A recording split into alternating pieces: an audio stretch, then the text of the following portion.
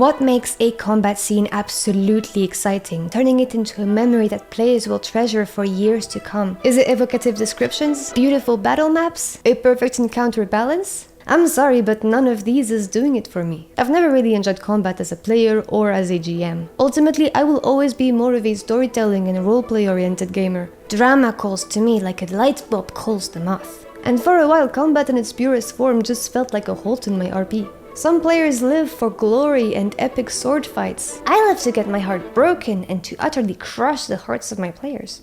And yet combat is a huge part of so many TTRPGs. And more importantly, my players, they do like combat. And I like my players. So I have to reframe combat to make myself excited about it. Perhaps like me, you couldn't care less for combat in your TTRPG games, but you want to please your players. Or maybe while you do like combat, you're looking to make it even better. Tonight, we are learning a step-by-step approach to making combat more storytelling driven, more dramatic, and ultimately a lot more personal to our player characters. If you're gonna hit them in the feels. And I couldn't possibly begin to cover this without a necessary detour into the realm of the basics. And I don't mean Combat 101, I mean Conflict 101.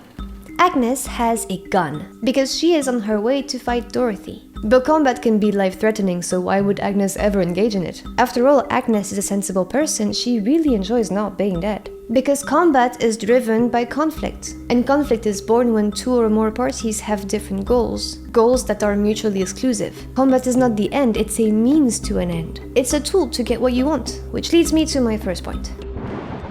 Goals set the stage. They are your building blocks. I know it sounds obvious, but bear with me because this concept is almost a prerequisite to every tip I have coming up. The more creative you get with the goals that drive a conflict, the more narratively rich your combat is going to be. These also give you a framework for the attitude and the strategy of your bad guys. It helps you determine when they decide to try a different approach, or decide that it's not worth fighting anymore. Some examples of goals include to create a distraction, to steal something, to test a character's abilities before potentially recruiting them, to escape a location, to bring people to a location, to buy some time for the ritual currently in progress, to protect your eggs or babies, to scare people away, to infect someone with a curse or poison, to draw blood because your patron requires it, otherwise it will kill you. It all starts here. Combat is driven by conflict, and conflict is driven by opposing goals. But maybe the goals we have in place aren't bright enough light bulbs to lure our players in. Fear not, for we have more light bulbs. Our previous definition told us how to relate combat to plot, but not how to encourage drama in combat. There is another definition to conflict, very specific to storytelling. Conflict in a story serves to challenge the protagonist's belief about the world and about themselves. They come out of it changed, whether those beliefs have been affirmed or upended entirely. For that, we need to establish elements that challenge the principles of individual characters as opposed to the group. One way of doing so is by creating foils. These elements or characters have attributes that contrast with those of the protagonist. Through that contrast, the attributes of the protagonist are highlighted or accentuated. Agnes and her group are on a mission to free the hostages that Dorothy has captured. But let's add another element. Both Agnes and Dorothy were raised in the faith of the same deity, a deity of good and harmony. But Dorothy, or bad guy, has very obviously fallen off the path. Agnes now has an extra incentive to go on this mission, either in wanting to guide a former believer to redemption, or in needing to understand how one could lose their faith in such a way. With that understanding, this combat will be an opportunity for Agnes to show the strength of her faith, or fail to do so. Or instead of foils, you could create mirrors. Before leaving on this mission, Agnes meets a young boy whose mother is one of the hostages taken by Dorothy. Agnes grew up an orphan and had difficulties figuring out her life without the guidance of a parent. She sees herself in this confused young child, wanting to reunite him with his mother and spare him the difficulties that she had to face. That will give Agnes extra drive in this combat. Now tell me this doesn't sound a whole lot more personal. But now that we have set our goals, both plot-driven and character-driven, is that really enough? We now know the objectives of our combat scene. But as storytellers, shouldn't we be less interested in the destination and more in the journey? Too often, combat seems to be mostly about the outcome. You have a goal, you work towards completing it. You get through combat and then the hostages are free. So plan your combat scene like you would plan a story with its own beats and revelations. This can be done by giving a combat scene its own subplots or challenges. For example, by using secondary goals. We're fighting, but at the same time one of the baddies is going to flirt with a character. We're fighting, but have to do it somewhat quietly because both of us are trying to pull the same heist and neither of us wants to be hurt by those we're trying to rob.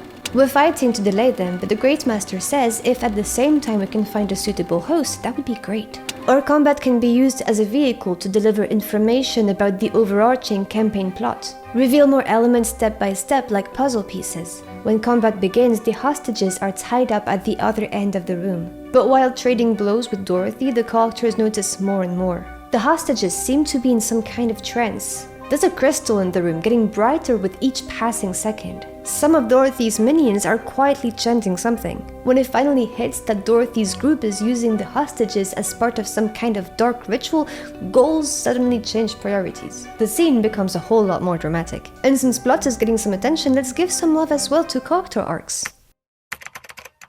I love talking to my players about what's going on in their characters' minds. The hopes and wishes, the insecurities, the regrets, what haunts them. Because these discussions are my ammunition. The breadcrumbs I know they will follow, the apple they can't help but be tempted by. For each character in your game, you can make a list of elements to pick from whenever you need something to up the drama of a scene. I see two main ways of using it during combat. First, by using the character's flaws, struggles, or curiosities to goad them, essentially creating tailor-made dilemmas. The situation has turned hopeless for Dorothy, who is now trying to make a run for it. Agnes has an opening to shoot her before she can flee. But as Dorothy sees that she's about to die, she clutches a holy symbol. A holy symbol to the deity that Agnes thought Dorothy had long turned away from. Will Agnes choose not to shoot, risking Dorothy getting away? Or will she not take any chances and kill someone who may have been redeemable? Another way is using this ammunition to flavor failures or successes. Say one player just miserably failed a roll. You as a GM know that their character, who is covered in cybernetics, hates the fact that they barely look human anymore. Without changing anything to the mechanics, here's how you describe the failed attack. As you're about to strike, you catch a glance at one of the hostages witnessing the scene. They look at you with fear in their eyes, as if they're looking to some kind of robot monster. That realization completely throws you off, giving your enemy a chance to dodge. That technique has no mechanical impact whatsoever, but forces a character to face their own inner demons. And now you get to sit back and watch how it impacts them. And while we're talking about impact, let's see how we can make the repercussions of combat even more dramatic as well. Remember when I said combat shouldn't be only about the outcome? Well, it's still true, but it doesn't mean that outcomes aren't important. In fact, outcomes are another conduit we can use to bring even more narrative goodness into the combat. And the outcomes of combat can go further than just did we or did we not accomplish our goal. The events that occur within a battle can have consequences that far outlive the duration of this combat scene, creating new arcs and subplots. Of course, how much resources you spend on a combat have their impact as well, like how much ammunition you used or how wounded you got. But these are all quantitative and we're looking for qualitative elements. Ones that aren't mechanical but narrative. I could either chase after the villain or I could let them go to take care of this innocent who's about to die. I could take this battle drug and have a better chance of ending this, but not without risking some long-term effects on my health, both mental and physical. I could read from this tome right now and save them all, but not without opening the gate for an eldritch entity to plant seeds in my mind. Characters could come out of the fight infected with a curse or having drawn the wrath of an important NPC. When you add more variety to the possible ramifications of a fight, then you refresh the story with each combat scene, each time opening up new story paths that I hope your players will be excited to pursue. And on this, I will take my leave. The battlefield calls, and hopefully you're as excited to join the fight as I am. On this note, good evening, and may you always be on good terms with your battle medic.